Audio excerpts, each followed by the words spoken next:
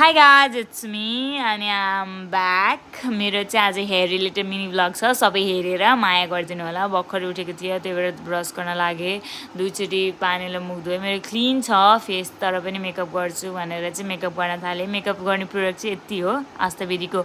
moisturiser लगाएर जतासुकै moisturise गरेँ मेरो बडीलाई मेरो बडी होइन साँच्ची मेरो फेसलाई जतासुकै कानदेखि लिएर जतासुकै मोइस्चराइज गरेँ त्यसपछि आस्ताबेरीकै सनब्लक लिएर आफ्नो यसले चाहिँ व्हाइट कास्ट छोड्छ तर पनि व्हाइट कास्ट चाहिँ राम्रोसँग हामीले ब्लेन्ड गरियो भने चाहिँ व्हाइट कास्ट छोड्दैन राम्रो देखिन्छ जतासुकै लगाएँ सुरुमा चाहिँ भुत जस्तो देखेछु तर चाहिँ लास्टमा चाहिँ राम्रोसँगै ब्लेन्ड भएको छ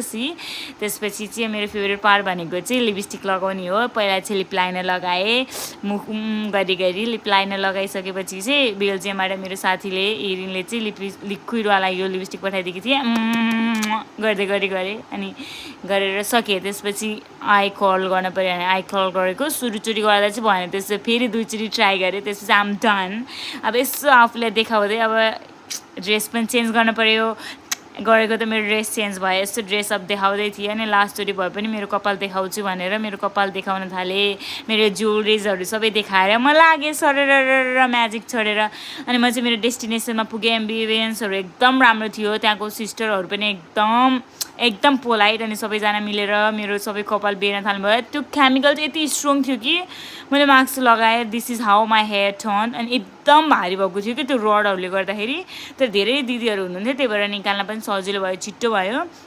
अनि यस्तो देखेको थिएँ मलाई थाहा थिएन कस्तो देखिन्छ नि तर ऐनामा हेर्दा एकदम राम्रो लाग्यो म मुसमुस हाँसिरहेको थिएँ अनि हाँस्दै यस्तै भिडियो बनाएँ मेरो कपाल देखाउन परिहाल्यो सबै दिदीहरूलाई मैले थ्याङ्क यू भने त्यसपछि मुस्कुराउँदै म घरतिर फर्किएँ एउटा गिफ्ट पनि दिनुभएको थियो अनि मम्मीलाई कस्तो देखिरहेछ भनेर यसो रियाक्सन गरेको त मम्मी त सरप्राइज हुनुभयो हाँस्ने कि पिटम कि के अनि